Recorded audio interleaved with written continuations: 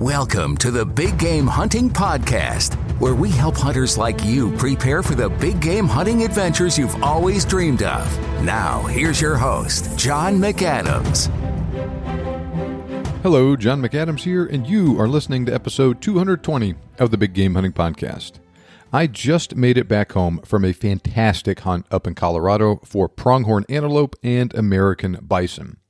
Now, today's episode is a short, campfire-style discussion of the highlights of the hunt from everyone who was up there. Now, I am about to record a more detailed recap of my hunt in particular, and you'll receive it in a few days, but I wanted to get this out to you as soon as possible because I know a lot of listeners have been very excited to hear about how that hunt out west went.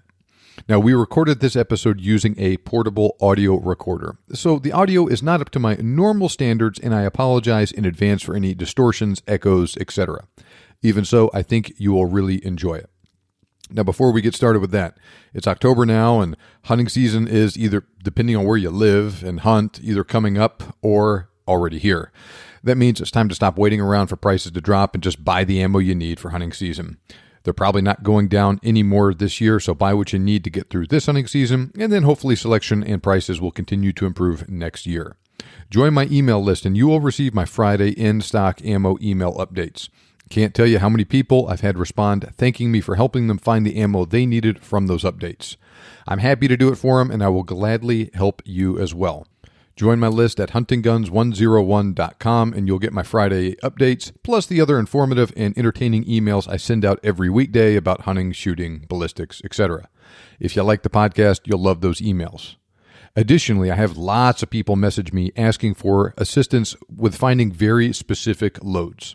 I'm happy to do that when I can, but it's getting to the point where I'm having a hard time keeping up with it. The regular email updates are free, and I will continue to help people with specific requests when I can, but starting now, priority goes to Patreon subscribers. I can't guarantee I'll find what you're looking for, but I will give it my best shot, and I have helped a lot of people with more specific and more unusual requests.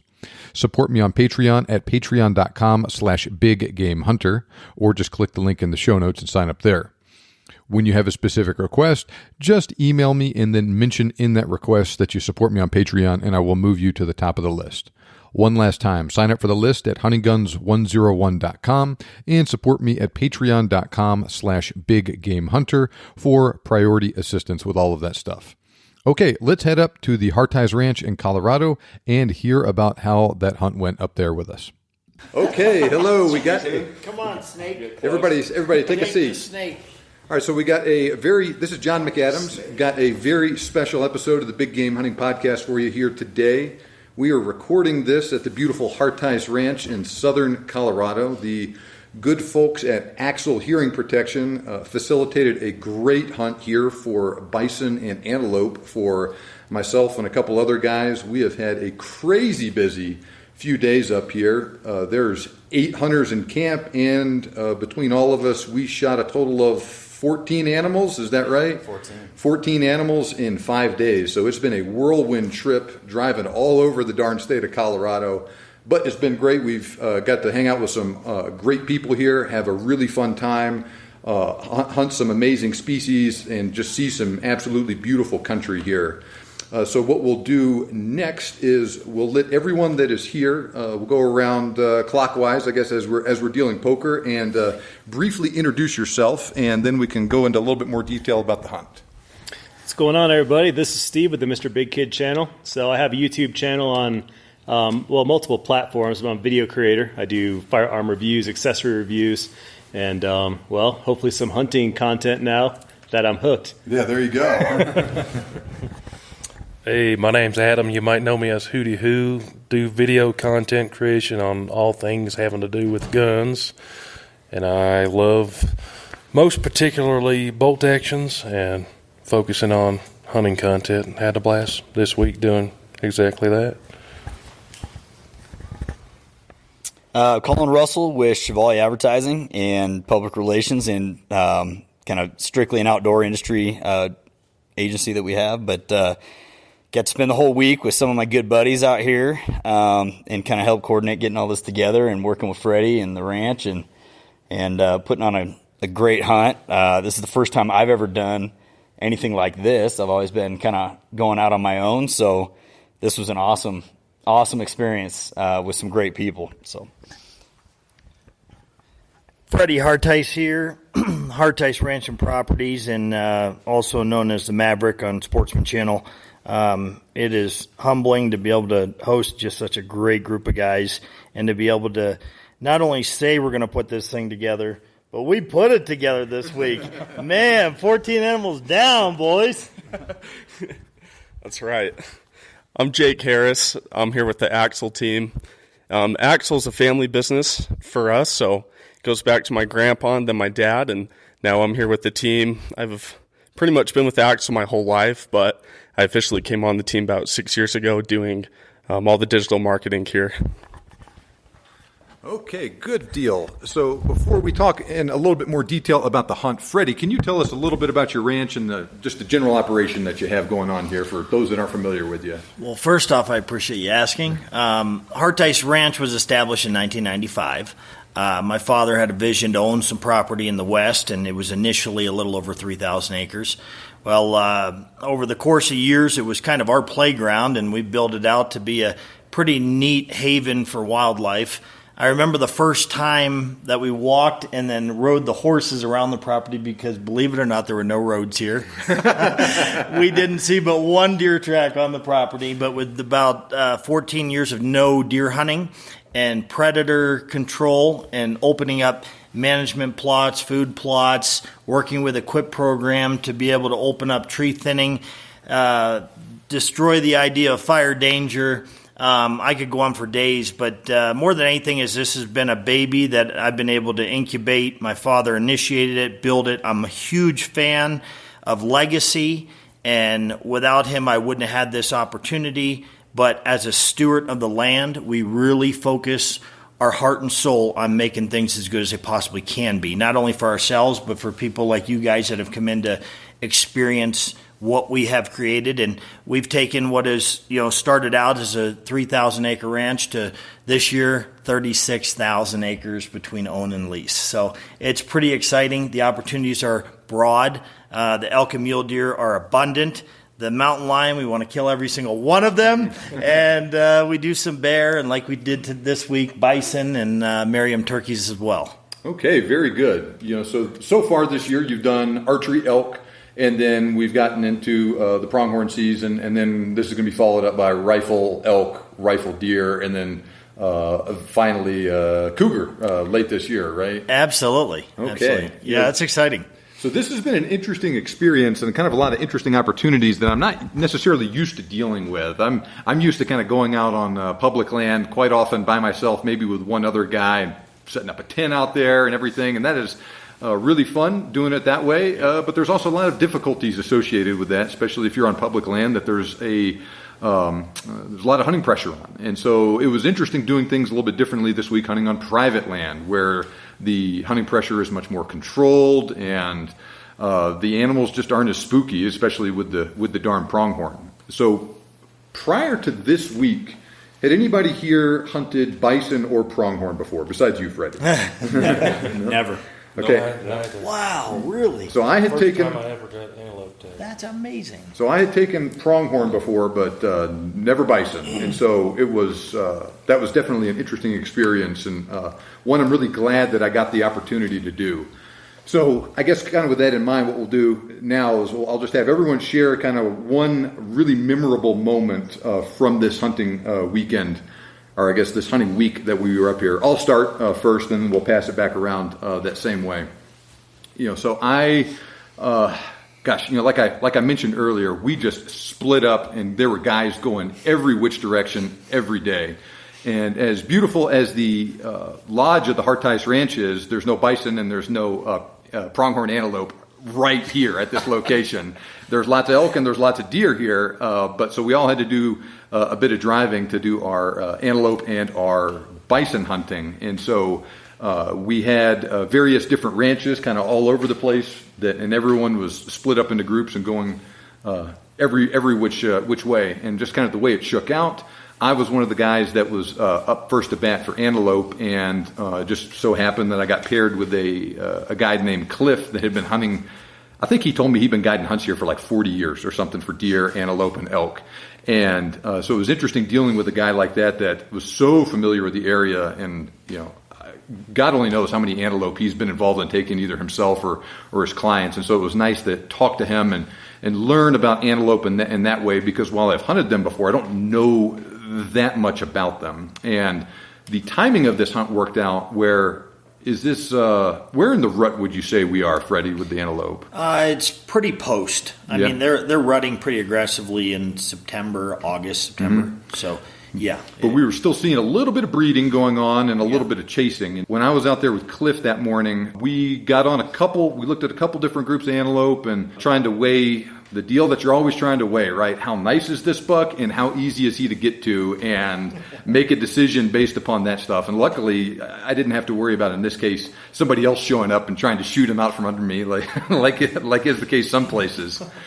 And so we finally found a group that had one that I really liked in it, and we decided to make a stalk on it. And right as we parked out of sight and got down into a ditch and started walking up on these antelope, and I was using a little bit of terrain to shield my movements from the antelope, get a little bit of concealment that way. And we get right up to where we're peeking over this ridge at him, and we just see one of these does just take off running. And all the other ones just kind of stayed put. And so we're like, well, I don't think we spooked her. What's going on? And then that buck just took off after the doe. And we're like, golly, what the heck is going on? And Cliff was like, hopefully he's going to come back. We'll just give him a couple minutes and he'll be back. And sure enough, a couple minutes later, we saw him just making a beeline back straight towards the rest of the does that were still there. And once he got back, I used the rest of that time, or that little bit of concealment I had from the hill, crawled up closer towards him, peeked up over the ridge there, and got set up. And he was still just kind of chasing all these does around all over the place. And finally, I got a clear shot at him where he was turned broadside. There was a good backstop behind him, and he stopped. And I shot him, and I was using my Bergara wilderness terrain in 6.5 Creedmoor, and I had my Banish 30 suppressor on it. And we've been joking all about our experiences with the guides all week, and Cliff was a funny guy that he had never seen a suppressor before, and he kind of freaked out when I pulled it out initially. And then I had to reassure him that, no, I own this legally. It's legal to possess and hunt with this in Colorado and everything. And he settled down, and when I shot this deer, or this buck with it, made a good shot on the heart, broadside, so hit him in the left, right behind the left shoulder. He turned around and started running, and saw a big blood spot on the side of him. He ran 10 yards and pitched over right there. All the does took off running, but then they stopped when he stopped, and they just kind of milled around for a few minutes, like, what the heck just happened? And eventually we stood up, started walking over there, and they ran off and everything. And Cliff just kept saying, like, "Oh my gosh, this is amazing." Those does would have been 5 miles from here in 1 minute normally with a shot like that, even with the low hunting pressure. And so he went from being kind of really skeptical and afraid of the suppressor to asking me how he could get his own for his 6.5 Creedmoor and everything at the end of the hunt. And so that was really cool, getting that experience. And I just really like getting down and crawling in and making a sneak on the antelope like that. And I've done it a couple times, and it's still really fun to do it. And I hope that will continue to be the case. And so that is the moment, or the memory, that I wanted to share with you guys today. So why don't you tell us what your most interesting thing was, Steve? Sure. So I guess I don't have as much of an intricate story, as you might have, but I think the big thing is this was my first big game animal that I've ever taken. Well, that's a big accomplishment. It's a massive game animal. Yeah. We're talking about a bison. So, I had I'm using a Marlin 1895. It's a 45-70 round, so a very classic round. I'm sure it's taken many, many bison throughout history. So I figure it's a good fit for what I owned. That cartridge may have taken more bison than any other single cartridge ever, too. That was what I was thinking, exactly. So I was a little unsure of my shot. We went out the day before. We hunted bison, and I was getting some really wild swings on my hits. I mean, at 100 yards, I was hitting sometimes 8 inches high, and it's kind of concerning, especially because we're taking such a small shot at its neck, or at its spine. So the next day, we went out and tested it out, kind of dialed it in a little bit more. We were a little high, a little to the left, a little to the right, But I think we got it to a point where I was able to kind of narrow it down enough to make a clean shot. So I was blessed. I was the first one to actually hit a bison out of the group. So I think that also... So just hitting pause here. So while I got put in the antelope group first, you and Collin were first up to bat for bison. We were. And so you guys made the super long drive across the state. Yep. And woke up early, made it out there to where the bison herd was. And then you, not only that, you were the first guy in the group. Exactly. To get to shoot at bison. All right? So I think the benefit to that is they weren't spooked by anything yet. I mean, we pretty much pulled up to the herd and they're just watching us. So it made it a little easier for my shot. I set up, and sure enough, when we identified the one that I wanted to take, I took the shot. Nothing much happened. Apparently I gave it a haircut, so I just grazed the top. I didn't hit the bison, just kind of trimmed some hair off of his neck, and then I did a quick follow-up shot once I spooked him, and then we dropped him.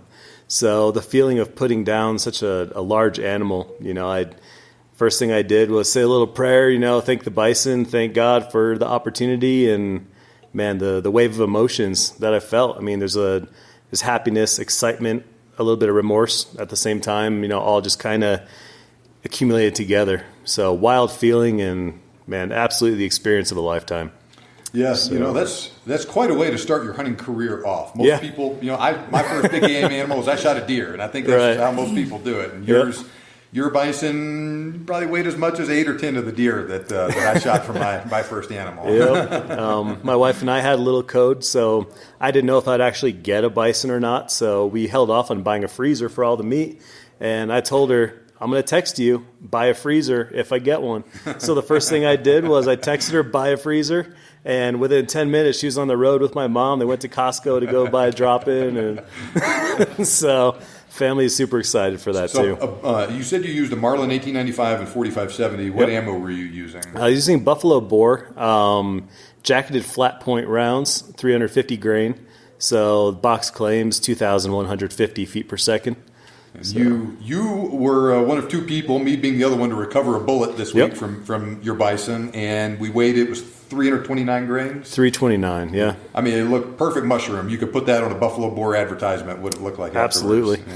Yep. And about how far was your shot? If I had to guess, somewhere about 80. It's under 100, so around 80 yards or so is my guess. So I forgot to mention it earlier. I shot my 6.5 Creedmoor 143 grain ELDX Precision Hunter. My shot was 175, 180 yards, something like that. Okay. All right. Yep. Well, good deal. Thanks for sharing that story with us, Absolutely. Steve. Okay, Adam, what you with us today? My hunting experience, I don't know if I'd call it a career, but I love hunting, been big game hunting past 15 years. Is similar to what you referred to, where a lot of it's public land hunting. Mm-hmm. It's completely acceptable to go out and not see a single deer. Public land around me, you might not see a deer 60, 70% of the time. Mm-hmm. And I'm hunting by myself, There's not that camaraderie. Sometimes it can get really boring out there by yourself all day. But hunting in a place like this, I'd never even been to Colorado before. So to me, it's super special, not only to spend time with friends, people I know, meet new friends. There's that guy there who can share knowledge with you. I've never shot an antelope. I don't know anything about antelope other than what I've read on the internet, which half that's probably not true anyways. But having experts with you who can teach you things about the animal, whether it's shot placement or stuff like that, or just that guy to be excited about, high five, give a hug, that's super special to me too, because I always hunt by myself. And when you're getting it caught on camera, that's even that much more special. And here in Colorado, every day we've probably seen hundreds of animals, whether it's up here on Freddy's place, elk, mule deer, antelope, what would you call that? The plains, the bottoms? Yep. Even just driving down the highway, getting to where we're getting animals everywhere. I don't know about you guys, but I could just watch the animals. I love seeing the animals. Even if we're not shooting them, I love seeing them, filming them. So super special week, hanging out with friends, meeting new friends, taking game animals. I have seen antelope with my eyeballs, but never had a tag for one. So super special experience in that regard. Never been to Colorado, not used to seeing the volume of animals that we've seen this week. and just getting to spend that time with friends. But we were on a whole bunch of antelope, hunted a different unit than Steve was. Me, Freddy, who else had tags over there? And Ray had tags in a different unit. Saw tons every day. Had plenty of opportunities to shoot antelope. We won't say how many shots I took, but but You got some long shots at the antelope. I practiced a lot. I brought my 25-06. I bench rest practiced with that out to 1,000 yards. Had plenty of opportunities on antelope. Last day, we made a run, said we're going to try to get one. If we don't, we're going to go try to get a bison. We were with our guide, Danny. Ended up seeing 3 antelope bucks, and the one that I ended up taking at 250 yards was one we hadn't seen the 2 previous days, had moved into that property we were hunting. So that was, I don't know if I'd call it a miracle, but a blessing and awesome in and of itself that animal had moved to that property overnight. And we were actually on a time crunch and kind of booking it to an area where we had seen a smaller one, and Collin looks out the window, "Whoa, man!" And we put on super quick stalk. It was a perfect spot, kind of like your experience. We used a culvert to dip down and sneak upon them, and ended up taking that antelope at 250 yards. Again, awesome to get to spend that time with your friends and people. Danny's super cool dude. Had a blast with him 3 days in a row. Then we ran up to hunt the bison. Ray was already up there, had already taken his bison, so hanging out with Ray and everybody up there. Then we went out to get my bison. I brought the 35 Whalen in a CVA Scout, and that liced him out pretty good. That was a good video that you guys got of your bison. That 35 Whalen did a number on him. Yeah. So you were in the 30-06 Wildcat Club this week. You had the neck down 25-06 and the necked up 35 Whalen. So very good with that stuff. And it seemed like both of them worked really well on both creatures. Yeah, absolutely. Both animals immediately hit the dirt. But even that bison, getting to hang out with all of our old friends, new friends, and the super cool guides. That was a blast out there. I'd never been that close to a bison in my life. We had some come up at like 40, 50 yards. But yeah, awesome time, awesome animals. Yeah, just the scenery up there where the bison was just absolutely amazing. Absolutely. I mean, this whole darn state is beautiful, and it's beautiful here in its own way, and it's beautiful up there in a completely different way. But yeah, if I could round it up in a couple sentences, super cool people, lots of animals, awesome time, met new friends. Can't wait to come back. Mm-hmm. I've already twisted Freddy's arm, see when we can get me on the books for mountain lions. I think that'd be an awesome next thing to come do. Yeah. Oh, yeah. But yeah, awesome time. All right. Collin, what you got for us today? Let's see. We're kind of highlighting, right? Yeah. So for me, I think my highlight is, so I've hunted my whole life, but I didn't get into big game until I was an adult after a friend of mine had passed away, and it's a long story, but it wasn't until probably 2012 I started getting into big game hunting and kind of getting really addicted to it, and it was primarily archery, but I went right into it wanting to do it the hard way because I'm stubborn, admittedly, and so I always was trying to just do it on my own, and so I really have never been, by the terms of the hunting industry, successful. I'm kind of a professional struggler, I guess, at that, but I love the adventure part of it. So that was always kind of the trophy, so to speak. So for me, being the first time that this was, like being part of a ranch and this whole deal, that was incredibly awesome. But of all of it, I think the highlight for me was being able to probably first and foremost be a part of it with Steve. And just kind of be a part of that first time hunting thing. I mean, all the questions that he had, it kind of brings you back to, you take advantage of it, I guess is what I'm trying to say. Like those of us that grew around it in our families, it was just kind of knowledge that you just absorbed over the years and not thinking that you were actually studying the craft, so to speak. So you take that you take advantage of that. And then like having Steve come out and be like, okay, so what is this and what is that and what do you do for this? And it was like pretty humbling to go back to the roots and do that. And I love seeing people succeed. I think that I would follow somebody around and do that before I could kill one any day of the week, because I just love the aftermath of it. I think it's just a blast to kind of share that little victory. The other highlight, and it's going to be a pretty dang close tie, would be yesterday. Yesterday was an absolute rally or goat rodeo, however you want to say it, because we started out. So actually, let's back up for a second and give some people some context of what your week has been like. So you were in the first group to go up to the Bison, so 3.5 hour drive there. Yeah, so the whole timeline would be, so Dave got here, there was that, Saturday evening. Yeah. Sunday morning, got up early.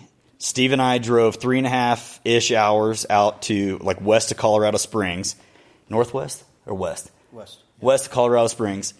Got out to the property, set up and all that. Went and got Steve out there, got him on bison, shot his bison, got it all taken care of, butchered up and all that. Then got back in the buggy, jumped back out on the property, and then we spent a few hours getting back onto them to where we could get a good shot on them. Because they were super spooky at that point. They kept running for like an hour and a half or so. Eventually pulled it together. I shot mine. I used the Bergara Premier Highlander in 300 Win Mag. Worked out really great. Had just kind of a couple seconds to put that down. I'd used a 180 grain Hornady. What was that? American Whitetail? Yeah, so I think grain interlock then. The interlock, yeah. Used that, and it did a great job. It just dropped right in its tracks. So then we got done processing that one in the evening, like early evening, right before dark. Drove 3.5 hours back. We got back to the lodge about 11:15. Emptied our SD cards and stuff because we had a whole bunch of content that we got. Went to bed about midnight. Next morning, got up again like 3:30 or so. Ran out to Steve and I were partnered up again together. Met up with Clint, the guy you hunted with. Yep. Yeah. So you were Cliff. Yep. Yeah.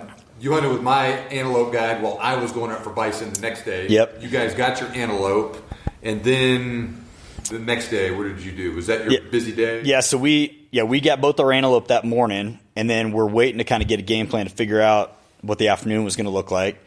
And then ended up hanging out for a while. And then yesterday, so Adam, and we talked about this in the car yesterday because we had 8 hours in the car together on top of hunting 2 different parts of the state. But we were talking. I go, man, I couldn't stop thinking about how I was happy to be selfishly thinking happy thoughts that he had not killed something yet. Because then we got the opportunity to hang out and hunt together. And so we got up early. We went out to the property where the antelope were at, put on a couple different stalks, and then finally pulled it together. Like literally, we were driving back to where I had parked the truck to jump in to head to the bison property, and where we saw that herd. And then Adam already told you that he shot that one. But so that was amazing to pull that together like literally 15, 20 minutes before we were going to pull the plug in and leave. Got him taken care of, then drove 3.5 hours to the bison property. Ray was just finishing up, getting his taken care of. And then we jumped right back out there, and it wasn't super long. And then Adam waylaid that one. But that was my highlight. Not all the animals and all that, but being able to be a part of, like, especially these 2 guys, like first time ever hunting, and then being able to be a part of both. I wanted to be with everybody every time, but I can't like multiply, So being able to, those 2 things were my highlight for sure. That is super cool, man. Yeah. You could not have squeezed much more action into this drive, man. You and Steve in particular really put some miles on and were really getting after it for yourselves, and then with Adam and everything. And yeah, it's really cool that it all worked out and you guys were there for it. Yep. No, it was a blessing. It was a blast. So. Okay, Freddy, what you got for us today? That's excellent. Well, I think for me, the greatest reward is being able to meet new people and to be able to see a plan come together. Especially, well, not just meet new people, but meet really good people. Meet people that are influencers, meet people that make a difference, that look beyond themselves, and that really focus on a bigger picture. And obviously, this week has been a real gift. It's the first time I've met Weston. I've run around with Ray quite a bit over the years, and the Axle brand has been very influential in everything I do outdoors. And that being said, as I've evolved with them over the years with TV, this is my 14th year of TV, and we're evolving more. Mm-hmm. And I just love to see leaders in the game, all of you, kind of step up and do things that maybe you haven't done before, right? Or maybe that you're taking on to be able to sharpening iron here.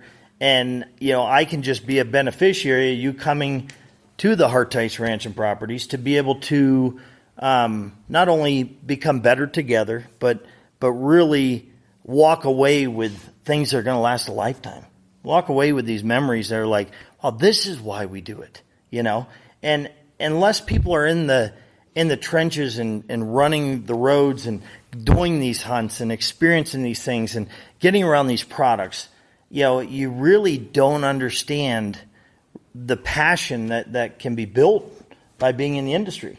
And this industry, I would have never thought would have led me to all the people, including you guys, that have been such a gift for us, because we don't take it lightly. I mean, I know, this. I can't believe I've known it's almost like a Jesus sighting when I met Weston, because I've heard about him for years. I ain't never met him. I'm like, who the heck is this guy?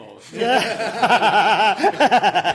Yeah. But it's just so cool to be able to see the faces behind the brands, and also to be able to, see the appreciation back and forth, and seeing how we can partner up and root each other on. And in the end, if it's sunny or rainy, or if we all killed out or if we didn't, we had an experience that we aren't going to forget. And hey, it is extra special when a plan comes together. And, we have a great team, and I realize how gifted I am as in the team and staff that we've put together. But I would say probably my highlight for this weekend was yesterday going out with Jake. Seeing, we literally, it was like a comedy show yesterday. We sat in that car for 3 hours riding around, talking about things that didn't make sense, laughing our heads off, making fun of JC making fun of me. It was the greatest thing. And then, JC, one of my guides, he's extra special, and he's funny because he loves to defer to me to lead. And I'm like, that ain't why I'm here. Like, you lead, right? But it was so cool when I could spot those antelope and be like, hey, you see those over there, buddy? That was awesome. Yeah, you see those? Yeah, that's what we're going to get. We're going to get that one for Jake. So let's get Jake the snake in there and whack that thing, right? So we snuck around and made a really good plan. And before you know it, that Dodge Ram was hauling ass around around that rim, and we got within a few hundred yards of where we needed to be. We stopped and we hightailed it, crawling to the edge of the mound where we could actually shoot down into where these antelope goats were just jumping the fence. They were just jumping into the property. And we thought, well, how lucky could we be? There's two big goats by themselves, just walking right to us. And I said, which one do you like better? Do you prefer more wide, or, Jake, would you like the tall one? I mean, so cool, like going to the grocery store. How about it? And he's like, no, I like that tall one. That's really, really special. And so we set the gun up, and, we've been very fortunate to work with some great rifles and had a suppressor on that and threw some federal ammo in there. And before you know it, it was like Jake was teaching me how to get the job done. He closed the bolt. We dialed that gun in, and he poleaxed him. And the coolest thing was, his father obviously leading the parade here at the ranch this week, and said, you know what? You guys go get it done. And I didn't need to be there, but I was a beneficiary of just being part of it, and to be able to see him so excited, and then to be able to see, my greatest memories were with my father out in the field. So I lived vicariously through these situations because I had lost mine almost 10 years ago, and my dad was an ultra alpha and an ultra leader, and my whole life, every day of it, was a seminar, and where we bonded and where we grew together was in the outdoors. So when I see that within father-son, it's extra special to me because it makes me emotional to think, wow, you're going to realize how special that is, and your dad really appreciates the opportunities to be able to do that with you, and the fact that you guys have that bond is priceless. So to me, that's, anytime there's scenarios where there's father-sons involved, I love being part of it because I'm the beneficiary because it brings back so many memories for me. That's awesome. Like Freddie said, we had quite the adventure this week. I had a ton of memorable moments, stuff I'll never forget. One of the tops for sure was using Freddie's sniper rifle yesterday on that antelope. That thing's awesome. What were the details on that rifle? So that's a Gunworks rifle. It's a 6.5 PRC, and wow, it's a tack driver. I mean, it has suppressor on it, and we've worked up some loads that really work great for it, and it's a mile shooter all day long. You're using 147 burgers? I was actually I have in the past, but I was using some federal ammo that I just started working into the game, and it's been going extra well. All right, good deal. Yeah. So, kind of like Adam, you kind of had some ups and downs at the beginning of your hunt and everything, and it kind of came down to the wire with your antelope, right? Yeah. Got kind of crummy weather today, so we needed to get it done yesterday, and it sounded like it worked out, and it was super awesome when it did. Yeah, it was quite the adventure. So when I was growing up, I went and tagged along on a bunch of really cool hunts. I went on cool stuff with my dad out to Kansas, out to Texas turkey hunting, out to Colorado for elk. And I tagged along on all those, but I actually didn't shoot my first big game animal till I was 21. And that was up in northern Idaho. It was super beautiful country. Got a muley deer up there. And everything about that hunt was super fun. We have some friends up there that we stayed with. And when we got up there, we were on a side-by-side. And we went up through all this beautiful country looking for mules. And when we got up there, there was one that was sitting down about 350 yards out. And, I was able to get down, get in the perfect position, and take that shot. And it was pretty easy. Got out on my first shot. That was my first big game experience. And I thought, that's how it goes, right? Completely naive to, how some other big hunts can go, right? So, then the last few years I've been busy with life, full-time college, full-time work, got married, had a kid. And so I haven't hunted since then when I was 21. So came out this week to hunt antelope, not knowing really what to expect, right? And we get out here, we start Sunday morning, and I got paired up with one of the guides here at the ranch named JC, and he's awesome. That guy's a stud. We had a ton of fun together, hanging out, joking around. And since Sunday morning, it took us till Tuesday to get that antelope. But during that time, we had so much adventure. We were crawling through ditches, army crawling up through these fields, and we had a ton of opportunities to make a shot. But every single time, something would happen. On one of them, an airplane came over and just scared all the antelope away, and they all just bolted. They're gone. We're like, and I had the perfect shot. I was ready to go, and, what are the odds? So that happened, and we had bad weather on Monday, and so I actually took a shot and missed that one. And we had water coming down. We were completely soaked. The scopes were soaked, but it was close enough. We thought we could get it, but I missed. And so I had to learn that, that's part of the experience. You have to learn how to get past that, not beat yourself up, and keep going and just keep chasing them down, right? So we went out yesterday, Tuesday. It was the last day of the hunt before it officially closed. And we had Freddy come tag along with us, which was super fun. The three of us went out in JC's truck, and we found this herd that had probably 20 doe with a buck in the middle, and we chased them around for probably 4 or 5 hours and, trying to get the shot, but it was pretty tough. They were skittish after all the shots and everything that had gone on this week, and so they kept running every time we try and get set up to get that shot. And then after probably 5 hours, we found this herd again, but below them were two super nice bucks. Like Freddie mentioned, there was one that was wide and then one that was taller, and we were able to get down in that prone position and pick the one we wanted. I picked the tall one, thought that one looked nicer, and at about 350 yards, we smoked him. Okay, good deal. Yeah. It's lots of adventure. It was really fun. Antelope aren't necessarily known as an animal that there's like a lot of pain involved in hunting. It's not like sheep or something like that. Mm-hmm. But it doesn't mean it's going to be easier. Absolutely. Either. Even if you're on private land and you don't have a lot of competition, it's not like you really had to work your tail off to get yours. Yeah.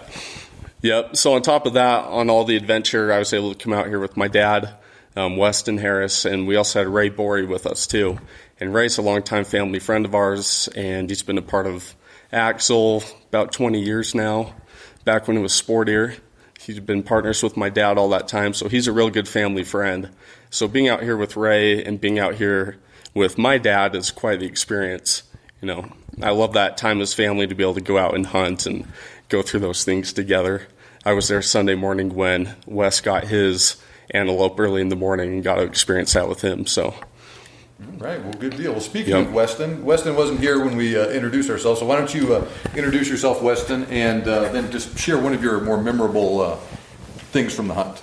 Great, thanks. I'm Wes Harris with Axel, the founder and CEO of Axel, and been doing this for a long time. Started Sport Ear back in 2000.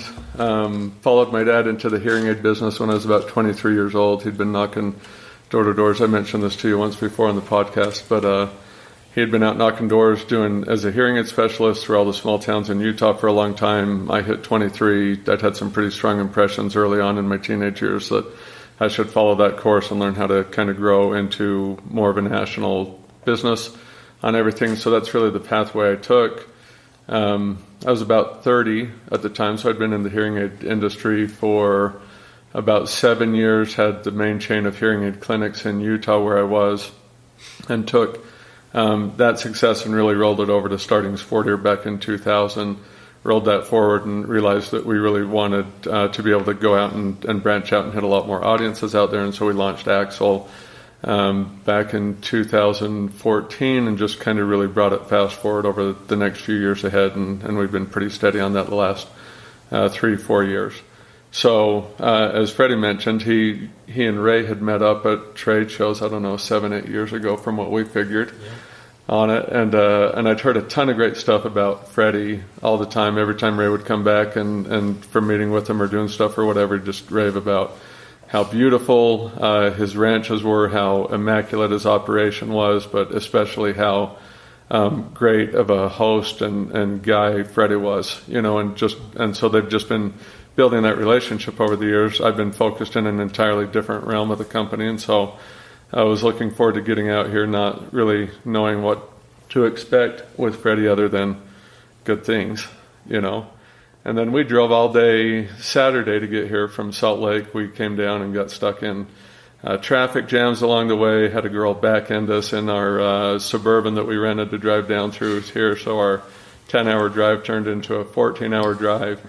And when we got in here, it was dark. We couldn't really see what was going on, but we could see that there was a lot of game out there running around, and that was exciting. And we could get the gist that this was pretty country. So that was cool. And when we showed up in here, the cabin was everything that Ray told me. It was immaculate, how they take care of it, how they put it all together. Every last detail of it was really immaculate and really cool to add to the experience of what we had set up for the week. And they had left 3 really nice, excellent steak dinners there, wrapped up in the cellophane for us, and some good vegetables. And we all, ate that. Caught up with Collin for a minute, and found out we had to wake up at 4 a.m. So we all hustled to bed as fast as we could go. Ray about a heart attack. Quite opposite from what Ray had been telling me on the ride down here. We woke up that next morning at 4, got breakfast with everybody, headed out at 5. JC and Jake and I went out together.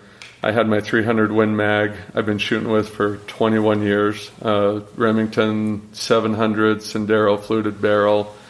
I bought it for $1,200 21 years ago. Had a $900 Leupold scope put on it. Had the trigger dialed into a 2.5-pound trigger. Had all the workings of it done immaculately.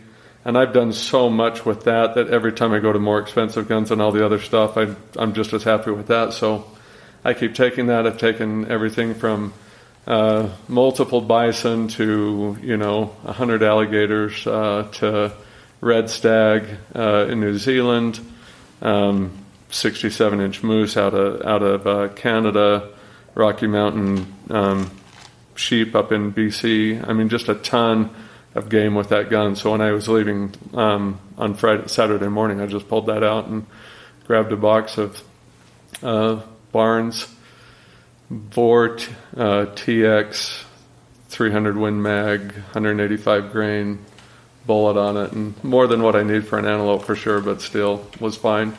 And grabbed that and grabbed my gun, and I think I had 12 shots left in that box, so I grabbed it and hoped that was 12 times more than I needed, and jumped in the car and came out here. So we got out there that first morning. Highlight of the hunting side of all of this was that hunt that morning.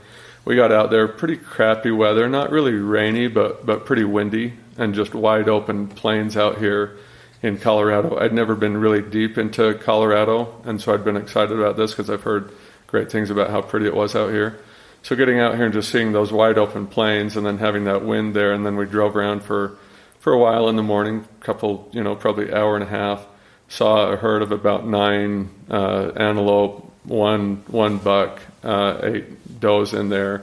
And the second I saw that buck, man, I could just see that it was super tall and pretty great buck. The contrast from that tan and white coloring on it was just more vibrant than what I've seen on a lot of antelope. Just an absolutely gorgeous animal. The second I saw that, I was like, I'm taking that one this morning. Whatever it takes to get that one, I am taking that one this morning. So I was pretty high on that right from the first look on that buck. I was pretty high. I've seen scope plenty of antelope, hunted some in the past, with good success. But that one, not to get over emotional here, but I just absolutely fell in love with that buck, and I was like, I'm taking that buck this morning. I didn't even talk with Jake about who's taking first shot. It was his. I admit it right now. I didn't even have that conversation. I was like, I'm taking that buck. And so we went out there, and we got up within a little over a mile out from that herd. I jumped out of the truck and just started kind of putting a sneak in there for the first third of the mile. Got up closer, and they could see us a mile away, no problem. And so about a third of the mile into it, we'd been able to kind of hide behind sagebrush, sneaking our way through there, which was super cool. And then when we got a little bit closer, we had to crouch down quite a bit lower and just keep a very steady pace, just going crouched down low and working up the next third of the mile. And then that last third of the mile was really on hands and knees, trying to balance a gun on my back so not flipping around, choking me to death, all that stuff. And so we're just kind of sneaking up there, hands and feet. We get up in there, and they're in this little clearing, probably this 20-foot clearing between a small little pond with trees around it to the left, and this small little group of trees to the right, and they're kind of right in the middle of that. As they're sitting right in the middle of that, we get up in there, and I'm close to 500 yards out, and it's pretty windy. And I hadn't been out hunting the last 3 years because I'd just been so intense on getting some of the final things of axle moving the way that I wanted to. And so the last 3 years were the first 3 years and 17, 18 years before that I'd missed out on hunting. So I was kind of second guessing taking that shot in the wind that far out, close to 500 yards. I was like, man, am I really feeling this or not? And I was not, and so I held off for a second. Luckily, fortune went our way, and that herd just kind of went back behind the pond, went back behind the trees, and right when they went back behind the trees, we scooted up as quick as we could with that tree cover, and got up, not a lot closer, but we got up to we were about 480 to start. We got up to about 440 yards. I dropped into position on it with sticks, in kind of a sitting position on sticks, and waited for those to come out. They came out just beautifully, separated out just beautifully. At 440 yards, I was feeling it just fine, and held a little bit high up on its shoulder. I think between the wind and me pulling just a hair on it, my elevation was dead on, and I pulled, and ended up hitting it about 6 inches to the right of where I was holding it, which the way he was angled makes sense, and the wind and all that stuff, that all lines up just fine for how that shot played out. And it just dropped him in that backspine, and he went down, and I couldn't stop screaming for a little bit, and ran up quickly, took the final shot on him, and that was it. And when we got up and saw him in person, it was just an absolutely gorgeous buck, and quite thrilled. Can't get that back soon enough from the taxidermy down here. So that was a highlight for sure, and having Jake there with me to kind of see how that whole thing played out. Like you said, we've done a lot of hunts together. He's gotten some action, some success, but other times, watching me on different things that were going on. So for him to be able to see how that kind of played out that morning was super cool, and having him right there with me for pictures and all that, was really cool. JC was phenomenal, made the hunt super fun. And then just through the rest of the week, things that I've been super impressed with is just, I didn't really get to spend a lot of time with Freddy until yesterday afternoon, and just listening to the way that his guides talked about him and how they all talked about each other. I've just seen a lot more respect and unity as a staff and a team out here working together to make these experiences super special to people. And I've been a lot of places and a lot of different arenas, and this is top notch when it comes to the people and how they regard each other, how they work together, how they treat the people coming in here. So that's been super cool, and to be able to have the time, one-on-one to get to know Freddy more, and also, Collin for putting this all together and getting John and Steve and Adam out here and all of us together, and even, Clint, who's always steady on the camera work, on all that stuff. It's just super cool. I mean, the highlight of these, anytime you get out within a world-class adventure, and it's with good people, and you get to take home a big game trophy, like, to me, there's nothing on the planet, like it. I love it. I think we're all sitting here sharing highlights from the week, but it sounds like we have the greatest highlight of the week from what the rumors are of some crazy wig party going on tonight afterwards. But we'll see how that plays out. I think we don't realize that the highlight's still yet to be had. So it's been a great week, and glad to be here, be part of it. Okay, good deal. Thank you all so much for sharing that with us.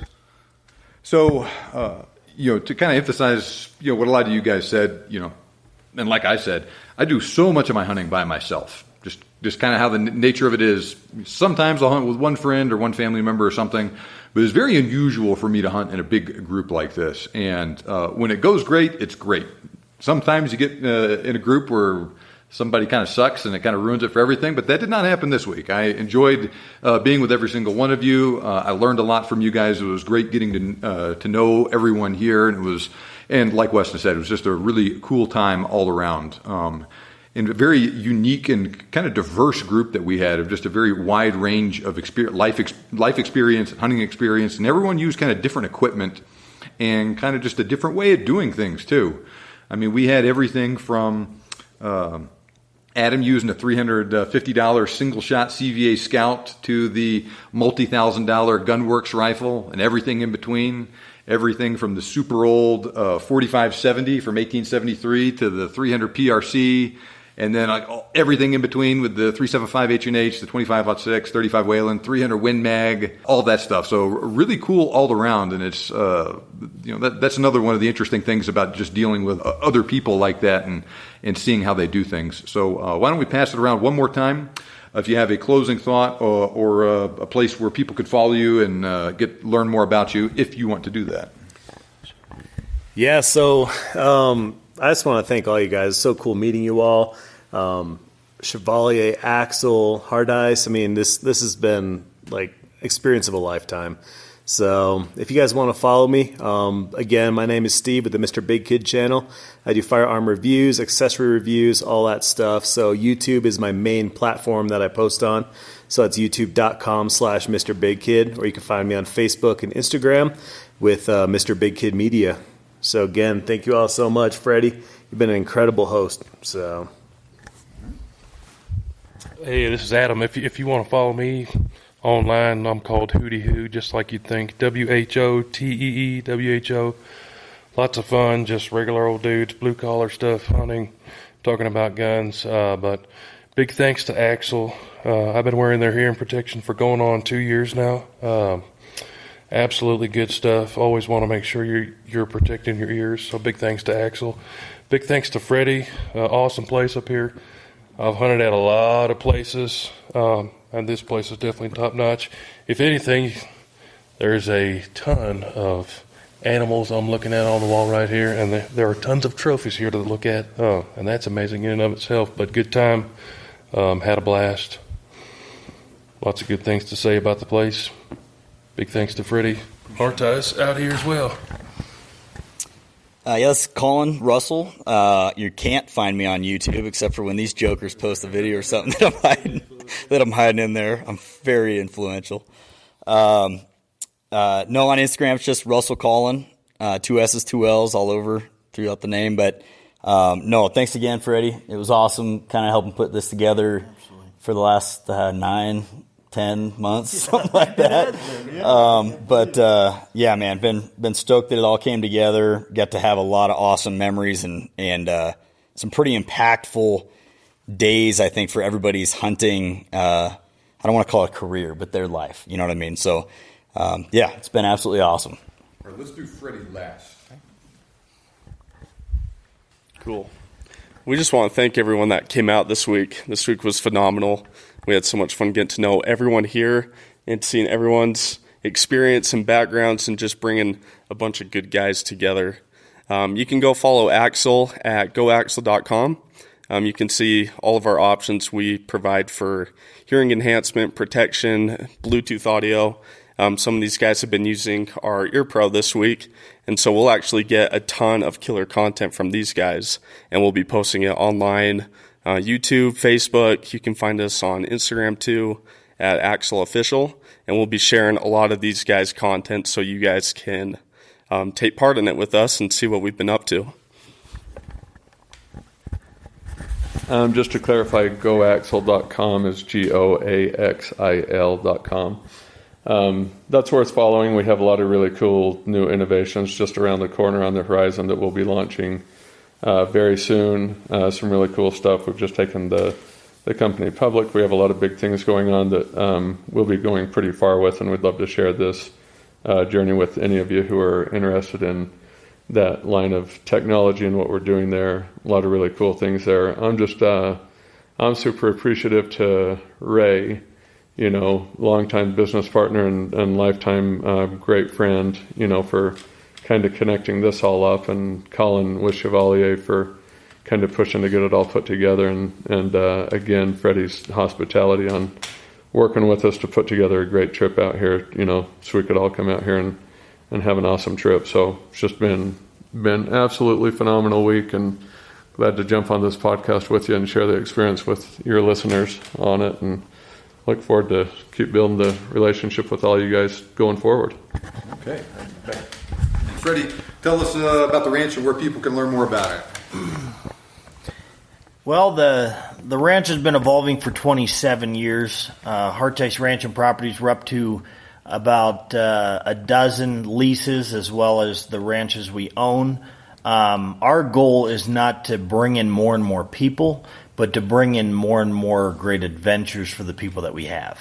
And that allows us to really take advantage of all the different species here in Colorado and the ability to be able to bring home trophies the majority of the time. Now, everything we do is free range outside of the bison. And the reason being, in the state of Colorado, they have to be fenced into big properties, which we were hunting a 5,000 acre preserve for them. But to me, it's so exciting to be able to have the opportunity to host you guys, to do what we love the most, and that is to be able to show a little bit of God's country that we've been fortunate to hold on to.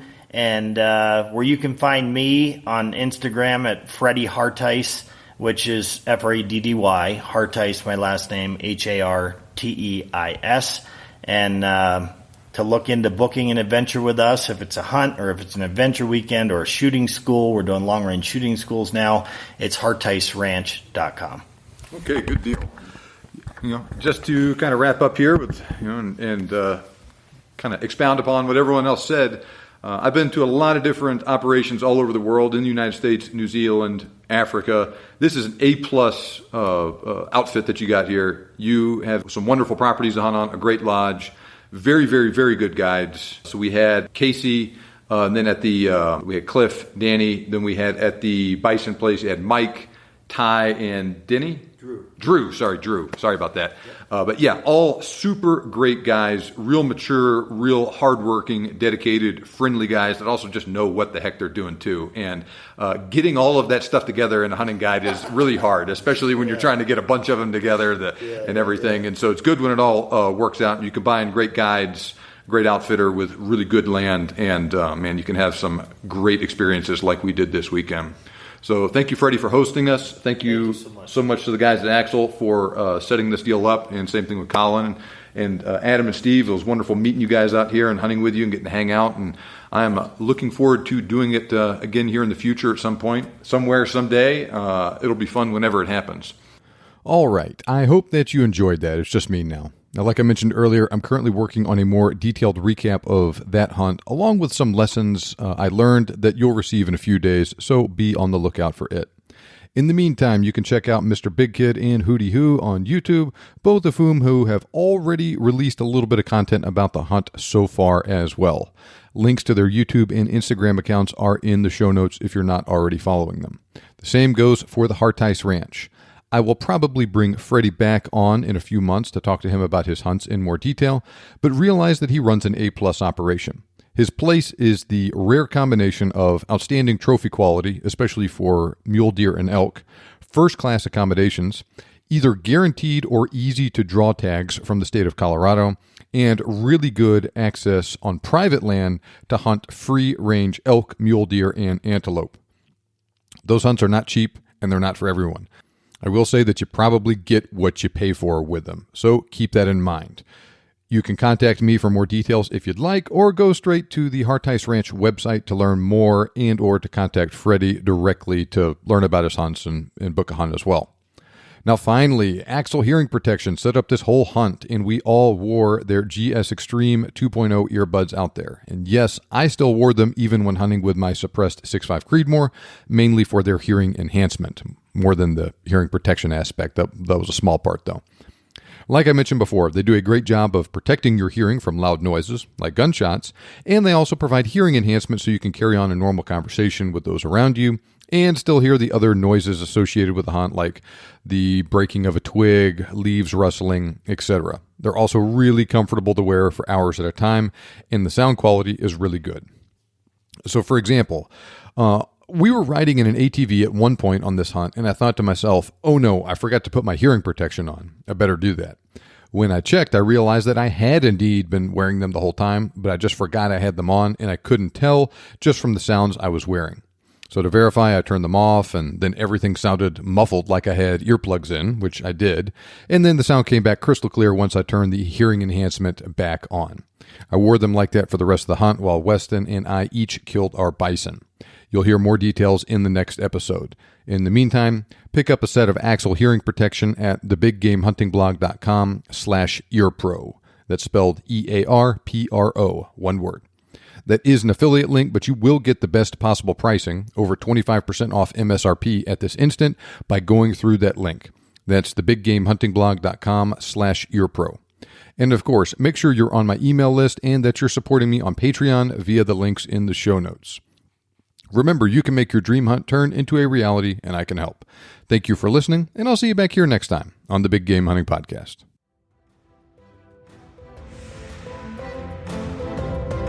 This show may be over, but we have plenty more for you on our website. For more information on today's topic, as well as lots of other useful hunting resources, head over to thebiggamehuntingblog.com. We look forward to having you back for the next episode. But until then, happy hunting.